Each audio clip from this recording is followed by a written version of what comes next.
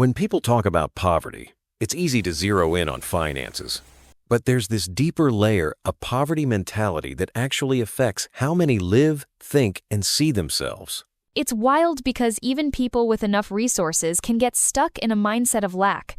I've met folks who, no matter what they have, still feel like it's never quite enough. They almost overlook their own blessings or heritage. Exactly. And it's not just about money. There's this sense of unworthiness, like they're destined to have less. That disconnect keeps people from fully embracing what's available to them. Totally, what really gets me is how the fear of not having enough seeps into every decision. It's like no matter what doors are open, people hesitate to walk through them because they just can't picture abundance being for them. That makes me think about how a poverty mentality actually shows up in daily life. Sometimes it's subtle, like people hoarding extra food, or always worrying they'll run out. Right. And I remember seeing street kids hang on to scraps of food, even when they're being offered a whole meal. That past experience of lack shapes their present, and it's heartbreaking because it builds habits that are so hard to break. And it happens with adults too, in business or relationships. You see people so afraid of rejection or loss, they settle for less, or accept positions way beneath their potential. It's like that fear of lack becomes a self-fulfilling prophecy. That pattern really does stick.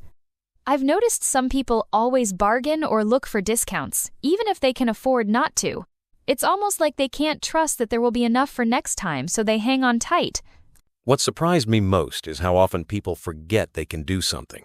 If they really internalized that, maybe the fear of lack would lose its grip. That's such an overlooked point. When you see yourself as a child of abundance, your approach to challenges, work, and even setbacks shifts. Suddenly, you're not scrambling for scraps, but aiming for excellence and self-growth. Absolutely. And the call isn't to ignore reality, but to actively pursue self-excellence mastering skills, aiming higher, and expecting more good. It's about shifting the focus from scarcity to opportunity. It's a mindset shift that affects everything. Instead of volunteering for inferiority or accepting poor treatment, you start acting from a place of worth.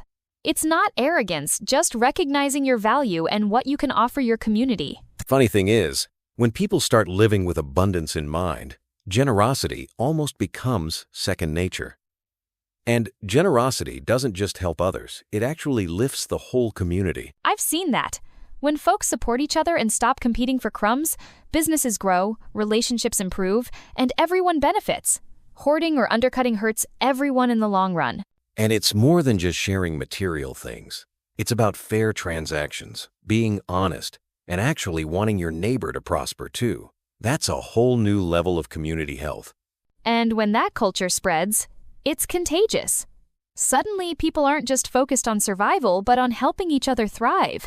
That's the real antidote to poverty mentality: mutual uplift.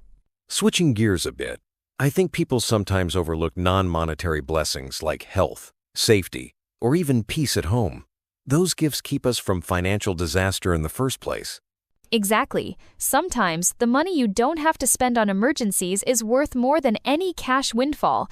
Being healthy, having a roof over your head, those are massive blessings we forget to count. And gratitude for what we have really changes our outlook. Instead of complaining about what's missing, we focus on what's working, what's protected, and how we're being provided for in unexpected ways. It's such a liberating perspective. Counting blessings big or small helps us stay faithful, hopeful, and open to even more abundance, instead of closing ourselves off with worry or envy. When people limit themselves to what they've always known or what feels safe, they stop growing. It's like putting a lid on your own potential. And you see it in communities too. Small businesses never expand. People hold back from new ventures. But when someone breaks free and adopts a larger vision, it's almost electric. Others start to believe bigger things are possible too. It's so inspiring to watch that transformation. The more people embrace this bigger mentality, the faster prosperity spreads. It's not just about having more, but about thinking and living expansively. And that's the heart of it. Shifting from survival to thriving, from fear to faith, and from isolation to genuine community. That's how we truly break free from a poverty mentality.